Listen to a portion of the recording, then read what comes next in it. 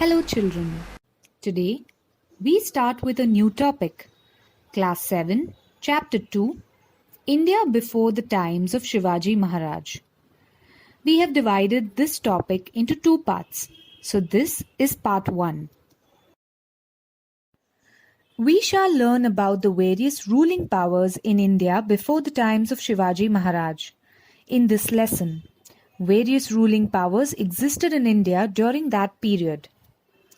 Pal in the 8th century was a famous dynasty in Bengal.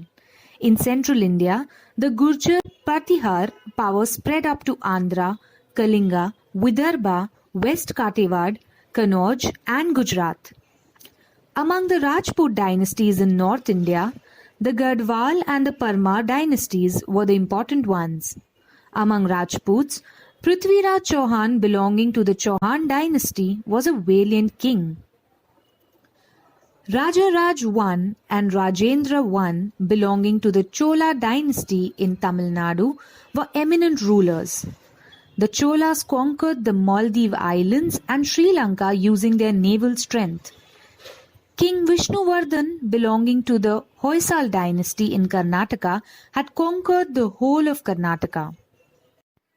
During the reign of Govind III of the Rashtrakud dynasty in Maharashtra, the Rashtrakud power spread from Kannauj up to Rameshwar. Later, Krishna III conquered the region up to Allahabad. The last prosperous power before the period of Shivaji Maharaj was that of the Yadavas. The capital of Bilam V of the Yadava dynasty was at Deogiri near Aurangabad. He extended his rule beyond the river Krishna. The Yadava period is considered to be the golden period of Marathi language and literature. It was in this period that the Mahanubhav Panth and the Warkari movement emerged. In the meanwhile, the Arab power had emerged in the Middle East. Arab rulers turned towards India to expand their empire. The Arab general Muhammad bin Qasim attacked the Sindh province in the 8th century. Notwithstanding the resistance of King Dahir, he conquered the province of Sindh. Due to this campaign, the Arabs came into political contact with India for the first time. In the period that followed, Turks, Afghans and Mughals from Central Asia came to India and established their power here. In the 11th century CE, the Turks began to invade India. Expanding their territories, they reached the northwestern frontier of India. Sultan Muhammad of Ghazni invaded India many times. He plundered the rich temples at Mathura, Vrindavan, Kannauj and Somnath and carried away enormous wealth with him. In 1175 CE and 1178 CE, Sultan Muhammad Ghuri of Ghur from Afghanistan invaded India. He appointed Qutbuddin Aibak to look after the governance of the conquered territories in India. Later, after the death of Muhammad Ghuri in 1206 CE, Aibak began to rule the Indian territories under his rule independently. Aibak, who was initially a slave, became the ruler of Delhi. He died in 1210 CE. Ibrahim Lodi was the last sultan. He made many enemies because of his peculiar temperament.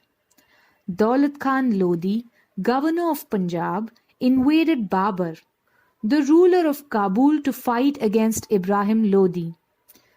Babur defeated Ibrahim Lodi in the battle and thus the Sultanate came to an end. The Kingdom of Vijayanagar. During the reign of Sultan Muhammad bin Tughlaq of Delhi, there were many revolts in the south against the central power of Delhi. From these revolts arose the formidable Vijayanagar and Bahmani kingdoms.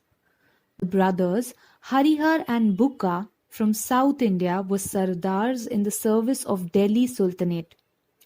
Taking advantage of the instability in the south during the reign of Muhammad bin Tughlaq, They founded the kingdom of Vijayanagar in the south in 1336 CE. Hampi in today's Karnataka was the capital of this kingdom. Harihar was the first king of Vijayanagar. Harihar was succeeded by his brother Bukka. Bukka brought the region up to Rameshwar under his control. Krishnadevaraya Krishnadevaraya ascended the throne of Vijayanagar in 1509 CE. He conquered Vijayawada and Rajmahendri and annexed the regions to this kingdom. He defeated the combined forces of the armies of the sultans who had united under the leadership of Bahmani Sultan Muhammad Shah.